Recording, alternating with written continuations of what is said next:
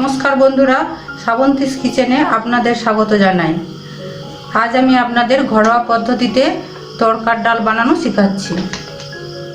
তরকার ডাল আর একটা ছোট আলু একসঙ্গে প্রেসারে নুন হলুদ দিয়ে একটু সেদ্ধ করে রেখেছি।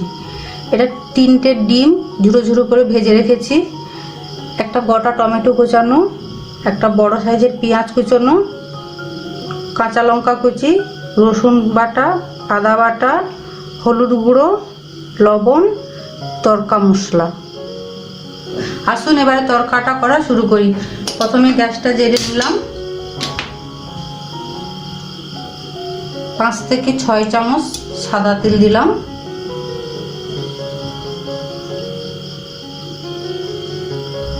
তেলটা গরম হয়ে এলে মশলা করা শুরু করব। আমার তেল গরম হয়ে গেছে, এবার পেঁয়াজ কুচনোটা দিলাম।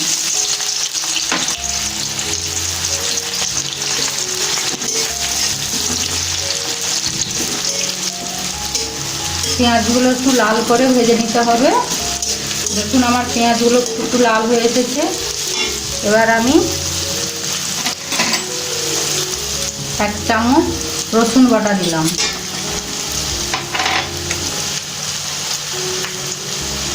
এক চামচ আদা বাটা দিলাম।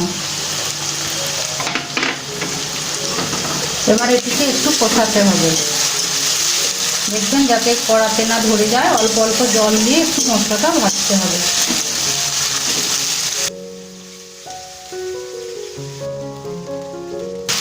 এক চামচ হলুদ গুঁড়ো দিলাম।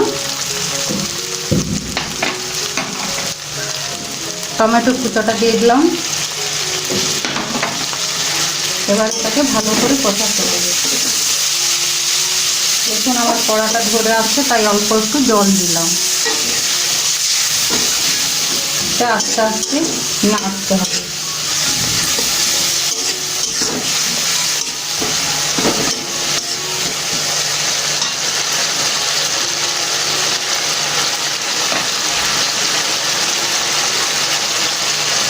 হাফ চামচ মতো লবণ দিলাম, কারণ ডালটাতে লবণ দিয়ে সেদ্ধ করা আছে।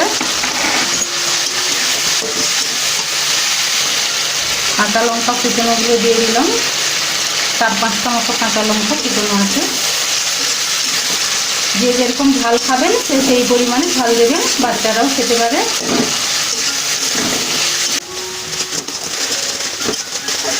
দেখুন আমার মশলাটা ভাজা হয়ে গেছে, মশলা থেকে তেল ছেড়ে ছেড়ে এসেছে। এবার আমি ডিমগুলো দিয়ে দিলাম, দিয়ে এটাকে একটু নাড়ালাম।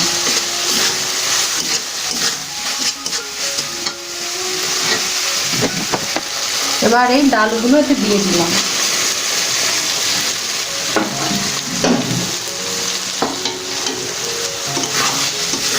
একটু ভালো করে এটা কষাতে হবে, তারপর একটু জল দিয়ে এটাকে একটু সিদ্ধ করতে দিতে হবে। এইভাবে 15 মিনিটের মধ্যে হোটেলের মতো তড়কা বানিয়ে নিতে পারবেন আপনি বাড়িতে। এবার আমরা একটু জল দিয়ে দিচ্ছি, এটাকে একটু ফোটাতে হবে।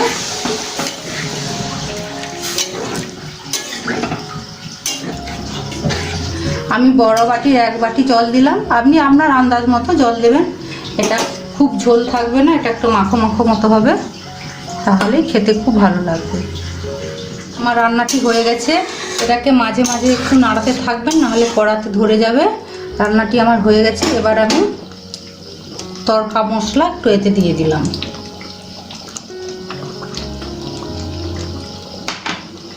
দিয়ে একটু নাড়াচাড়া করে দিলাম।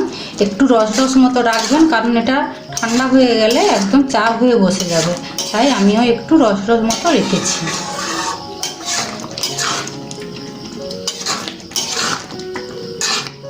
আমার রান্না কমপ্লিট। এবার আমি এটা নামিয়ে নেব।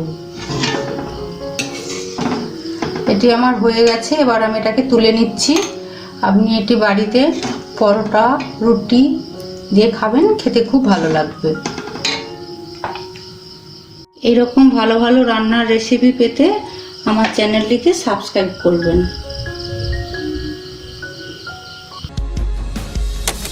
Hi! Subscribe to my channel if you love cooking.